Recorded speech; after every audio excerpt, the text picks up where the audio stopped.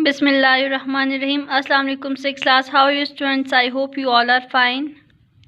6th class कल हम लोगों ने सेट्स के टू टाइप्स पढ़े थे, टू और टाइप्स पढ़े थे, एम्प्टी सेट और सिंगलटन सेट्स। आज हम लोगों का उसका फिफ्थ वाला जो सेट है वो पढ़ेंगे टाइप। वो है आपके पास कौन सा वाला सेट है? Equal sets. इक्वल का मतलब तो आप सबको पता होगा। इक्वल का मतलब क्या है? बराबर, यानी कि सेम। इक्वल का मतलब है सेम, यानी कि बराबर होना। अब लिखा है if two sets have exactly the same elements they are said to be equal sets. मतलब कि वो बोल रहे हैं अगर दो सेट के एलिमेंट्स एग्जैक्टली द सेम यानी कि बिल्कुल एक जैसे हो तो उनको इक्वल सेट्स कहते हैं। Every element of the one set must also be on an element of the other. वो बोल रहा है कि हर एलिमेंट जो है वो दूसरे सेट में भी ज़रूरी होना चाहिए।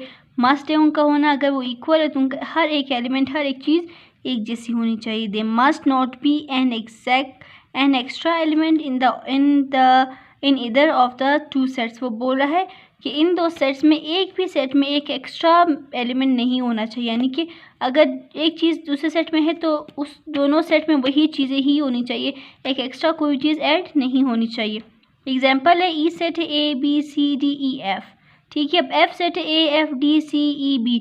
अब देखिए वही ए बी है, बी भी यहाँ है, सी यहाँ है, डी ये रहा, ई ये रहा और एफ ये रहा, है तो सारे यहाँ पे ना। तो बोले sets E and f are equal because they have the same elements even though they are listed in different orders.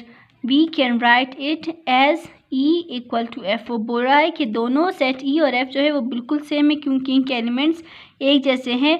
मतलब कि उनके ऑर्डर अलग, तरतीब तो अलग अलग, तरतीब थोड़ी सी इधर उधर होगी लेकिन है तो वही वाली चीज़ें जो इस सेट में वो यहाँ भी है ना। ऑर्डर में वो डिफरेंट लेकिन है तो एक जैसी, तो हम उसको e इक्वल टू एफ यानी कि e जो है वो f के बराबर है। सेकेंड एग्जांपल आपको दिया गया 3 4 5 सेट S है तो सेट T में 4 5 6 है। वो बोल रहा है set S and T are not equal because they do not have exactly the same elements.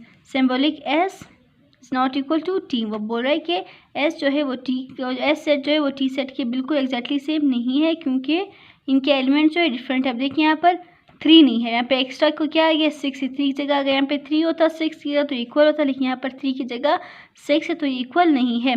अब जैसे यहाँ पे हम लोगों ने ये साइन लगाया था कि एफ जो है इक्वल टू ई जो है इक्वल टू एफ है, लेकिन यहाँ पे हम लोग देखिए जो बोल रहे कि एस जो है टी के इक्वल टू नहीं है। जी है the sets of all alphabets between R and S and H has the sets of all factors the sets of factors of 24 greater than 30। अब वो बोल रहे सेट बनाए किस चीज़ का? R और S के दरमियान के अल्फ़ाबेट्स के। R के बाद क्या आता है? S आता है ना, तो एक खाली ब्रैकेट आपके पास, उसके दरमियान में कोई भी गैप नहीं। और बोल रहा है H सेट है कि 24 का आप लोगों ने फैक्टर लिखना है जो कि 30 से बड़ा हो। आप लोग को देखिए 34 का जो फैक्टर है वो कोई भी फैक्टर 30 से बड़ा नहीं है, तो ये भी ब्लैंक सेट हुआ ना, मतलब कि ये ऊपर वाला भी ब्लैंक सेट है, नीचे वाला भी ब्लैंक सेट। तो क्या हो गया? Equal H and G and H are equal sets because both of them have no element. Symbolic यानी कि वो बोले कि दोनों H है, मतलब कि इन दोनों में कोई एलिमेंट नहीं, दोनों एम्प्टी, तो ये क्या हो गए? इक्वल हो गए। किसका सिंबल के H equal to G equal to H, यानी कि G जो है वो H के इक्वल है। अब आपके पास नेक्स्ट टाइप है equivalent fraction set. Equivalent set जो है if two sets contain the same numbers of elements they are use to be equivalent set. मतलब कि वो बोले कि अगर दो सेट्स के एलिमेंट्स की तादाद, नंबर्स में तादाद उनकी एक जैसी हो तो वो इक्विवेलेंट सेट्स कहलाते हैं। It is not necessary for all the elements and equivalent sets to be the same. वो बोल रहा है कि ज़रूरी नहीं है कि इक्विवेलेंट सेट्स की जो एलिमेंट्स है वो सेम है, वो एलिमेंट्स का सेम होना ज़रूरी नहीं है। They just need to be same in numbers. वो बोल रहा है कि इनके जो इस सेट में जो है वहाँ पर तो क्या था कि आप लोगों के एलिमेंट सेम होने थे ना, इक्वल सेम, लेकिन यहाँ पे इस सेट में कि इनकी तादाद सेम होनी है। इनके आप लोगों के जो एलिमेंट्स है वो सेम होने से कोई भी फ़र्क नहीं पड़ता है। If any set A is equivalent to set B then there is a cardinality is the set. Example है ये A equal to N, A equal to B, मतलब कि N में आप लोगों को कार्डिनलिटी का मतलब तो पता था कि सेट की तादाद, कि ये वाला जो फॉर्मूला है ना वो सेट की तादाद को शो करता है, किसी कार्डिनलिटी को शो करता है। तो वो बोल रहा है कि इसका अगर उनकी तादाद सेम हुई तो हम लोग ये फॉर्मूला N ब्रैकेट में A इक्वल टू B, यानी कि A जो है और B के उनकी तादाद जो कार्डिनलिटी जो है वो सेम है। एग्जाम्पल आपके पास A है ABCDE। अब देखिए यहाँ बी सेट है Monday Tuesday Wednesday Thursday Friday. अब देखिए 1 2 3 5, इस सेट में 5 एलिमेंट्स, यहाँ पे 1 2 3 4 5, यहाँ पर भी 5 एलिमेंट्स है। तो बोले वी कैन सी दैट से A and B have completely different elements but they have the same numbers of element which is 5। So set A and set B are equivalent sets, and as A equal to B we use the symbol, ये वाला symbol for equivalent sets।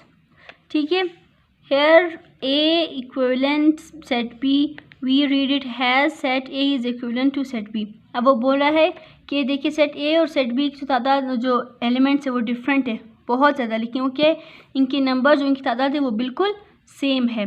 तो वो बोल रहा है इसके लिए हम बोल सकते हैं कि इनकी कार्डिनलिटी हम उसको इस तरह लिख सकते हैं, और ये वाला सिंबल जो इक्विवेलेंट सेट का सिंबल है, इस सिंबल से हम लोग शो करते हैं कि सेट जो है इसके इक्विवेलेंट है, यानी कि A equivalent to set B। हम इसको ये इस तरह से रीड करते हैं कि A equivalent to set B। ठीक है, नेक्स्ट एग्जांपल आपको दिया गया है, R है स्वेटर शर्ट कैप पैंट्स। अब यहाँ पर S है orange banana dates. There are no equivalent set because they have different numbers of elements। अब वो बोले कि इक्विवेलेंट सेट है क्योंकि यहाँ पर 4 है, यहाँ पर 3 है, तो वो बोले कि इक्विवेलेंट सेट नहीं हो सकता, तो हम उसको लिखते हैं कि R is not equivalent to set N, यानी कि ये जो है उसमें नहीं पाया जाता।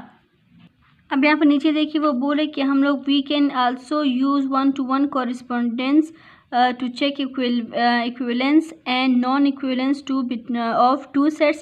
Let's check if they are equivalent or not by using 1-to-1 correspondence। Consider these sets, Y है ABCD, Z है 2 4 6। अब देखिए उन्होंने मैच किया हुआ है, और इनमें देखिए 1 2 3 यहाँ पे MATH है, 1 2 3, लेकिन ये वाला H जो है इसका यहाँ पर ऊपर कोई साथी नहीं। तो बोले we can see that every element of set Y is corresponding to the unique element of set Z, and there is no extra element in either of the sets, so Y and Z are equivalent sets। In set E and F we can see that there is not enough elements in set E correspondence and to every element of set F। It shows that that set F has no more elements than set E, so E and F are not equivalent sets। अब वो देखो उन लोगों ने एक different तरीका बनाया है, उसको क्या नाम है 1-to-1 कॉरिस्पॉन्डेंस। ठीक है, अब उन्होंने इस तरह से सेट्स को लिख लिए, अब वो लोग मिला रहे हैं, हर एक का साथी आ रहा है। ठीक है, तो वो बोल रहे कि सेट Y जो है वो सेट Z के जो डिफरेंट, हालांकि ये ABC है 1 2 है, ठीक है, बहुत डिफरेंट है इनके एलिमेंट्स, लेकिन उनकी जो कॉरिस्पॉन्डेंस है जो उनकी जो इक्विवेलेंट है यानी कि उनकी तादाद जो है वो एक जैसी है। तो ये उन्होंने लिखा है कि सेट जो है वो इसके इक्विवेलेंट है, लेकिन यहाँ पे वो बोले कि यहाँ पे सारी तादाद एक सी मैच नहीं हो, तो इसके इक्विवेलेंट सेट नहीं है। आज हम लोगों ने ये 2 पढ़ा है, आप इसको घर में रिवाइज करिए। आई होप सो आप लोगों को समझ आया होगा। अपना बहुत सारा ख्याल है कि आज कितना ही काफ़ी है। अल्लाह हाफिज़।